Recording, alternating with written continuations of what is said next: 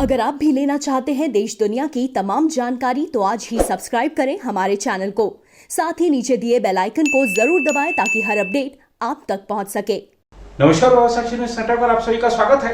Film अभिनेत्री कंगना रनौत अपने ट्वीटों को लेकर अक्सर विवादों में रहती हैं। अब ऐसे ही कुछ ट्वीटों को लेकर उनका ट्विटर अकाउंट स्थायी रूप से बंद कर दिया गया है। दरअसल पश्चिम बंगाल विधानसभा चुनाव के परिणाम आने के बाद कंगना रनौत ने कुछ सिलसिलेवार ट्वीट किए थे, जिनको लेकर विवाद खड़ा हो गया, सोशल मीडिया पर हंगामा हो गया। लोगों ने ट्विटर को कंगना रनौत के ट्वीट्स के खिलाफ रिपोर्ट्स भेजी, जिसके बाद अपनी नीति का अनुसरण करते हुए ट्विटर ने कंगना रनौत के अकाउंट को स्थायी रूप से बंद करने का ऐलान किया। इस पर कंगना रनौत ने कड़ी प्रतिक्रिया जताई है।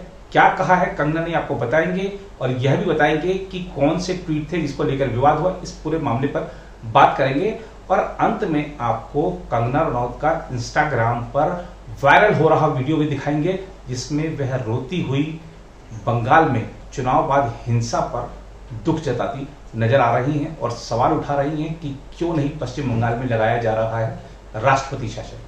फिलहाल शुरुआत करते हैं इस पूरे विवाद का जो भी पहलू है आपको बताते हैं। ट्विटर ने नफरती आचरण और अपमानजनक व्यवहार नीति का उल्लंघन करने पर अभिनेत्री कंगना रनौत का अकाउंट स्थायी रूप से बंद कर दिया है। ट्विटर ने एक बयान में यह जानकारी दी। 34 वर्षीय अभिनेत्री के अकाउंट @कंगना टीम पर अब अकाउंट सस्पेंडेड का संदेश लिखा आ रहा है। कंगना रनौत के ट्वीटों पर अक्सर विवाद होता रहा है। उन्होंने पश्चिम बंगाल में भाजपा पर ममता बनर्जी के नेतृत्व वाली तृणमूल कांग्रेस की जीत और चुनाव बाद हिंसा को लेकर कई पोस्ट किए थे। राज्य में राष्ट्रपति शासन की मांग करते हुए अभिनेत्री ने हिंसा के लिए ममता बनर्जी को कसूरवार ठहराया था और उन्हें ऐसे नामों से संबोधित किया था जिनको हम यहाँ नहीं बता सकते हैं।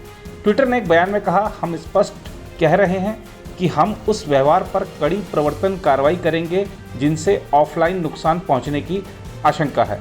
ट्विटर के प्रवक्ता ने बताया, संदर्भित अकाउंट को ट्विटर के नियमों, खासकर हमारे नफरती आचरण नीति और अपमानजनक नीति का बार बार उल्लंघन करने के लिए स्थायी रूप से बंद कर दिया गया है। उन्होंने कहा, हम सब पर विवेकपूर्ण तरीके से और निष्पक्ष रूप से ट्विटर नियमों को लागू करते हैं। ट्विटर की अपमानजनक नीति के मुताबिक व्यक्ति किसी को निशाना बनाकर प्रताड़ित नहीं करे या प्रताड़ित करने, धमकाने या इसकी कोशिश करने के लिए अन्य को भड़काए नहीं या अन्य की आवाज़ को खामोश नहीं कराए। ट्विटर ने अपनी नीति का हवाला देते हुए बताया कि जब अकाउंट को स्थायी रूप से बंद किया जाता है तो अकाउंट धारक को बताया जाता है कि उन्होंने किन नियमों का उल्लंघन किया है।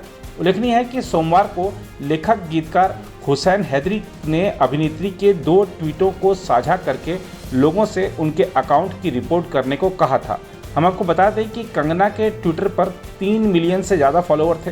कंगना का ट्विटर अकाउंट बंद होने के बाद कंगना तुम कहाँ हो हैशटैग ट्रेंड कर रहा है और लोग जमकर चुटकियाँ ले रहे हैं। उधर अपना ट्विटर अकाउंट बंद होने पर मीडिया को भेजी अपनी प्रतिक्रिया में कंगना रनौत ने कहा, ट्विटर ने मेरी इस बात को फिर से साबित कर दिया है कि वे अमेरिकी हैं और जन्म से ही अमेरिकी लोग बुरे लोगों को अपना गुलाम बनाने की मानसिकता रखते हैं। वो बताते हैं कि आप क्या सोचें, आप क्या बोलें अथवा क्या करें। खुशकिस्मती से मेरे पास और भी प्लेटफॉर्म्स मौजूद हैं जिनके जरिए मैं अपनी आवाज़ उठा सकती हूं और अपने सिनेमा के बारे में बात भी कर सकती हूं। कंगना रनौत ने अपने बयान में कहा, मगर मेरा दिल देश के उन लोगों के लिए बेहद गमगीन है जिनके साथ जुल्म किया जाता है, जिन्हें गुलाम बनाकर रखा जाता है और जिनकी अभिव्यक्ति को दबाया जाता है। इस सब के बावजूद उनके दुखों का कोई अंत नज़र नहीं आता है।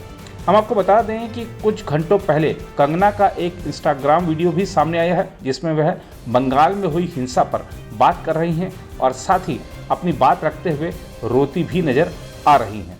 दोस्तों, हम सब देख रहे हैं कि बंगाल से बहुत ही ज्यादा डिस्टर्ब करने वाली खबरें आ रही हैं, वीडियोस आ रहे हैं और फोटोज आ रहे हैं। ओपनली लोगों के मर्डर्स हो रहे हैं, गैंग रेप हो रहे हैं और घरों को जलाया जा रहा है और कोई भी लिबरल कुछ नहीं कह रहा है। ना BBC world, telegraph, time, guardian, कोई इंटरनेशनल पेपर और कोई प्लेटफॉर्म उसे कवर नहीं कर रहा। मुझे समझ नहीं आ रहा कि इनकी क्या कॉन्स्पिरेसी है इंडिया के लिए? ये मेरी समझ से बाहर, क्या क्या करना चाहते हैं वो हमारे साथ? या हिंदू खून इतना सस्ता है, या कोई बहुत बड़ी कॉन्स्पिरेसी का हम शिकार हो रहे हैं? बिकॉज ये बहुत ही ज्यादा अननेचुरल है जिस तरह से चीजें हो रही हैं।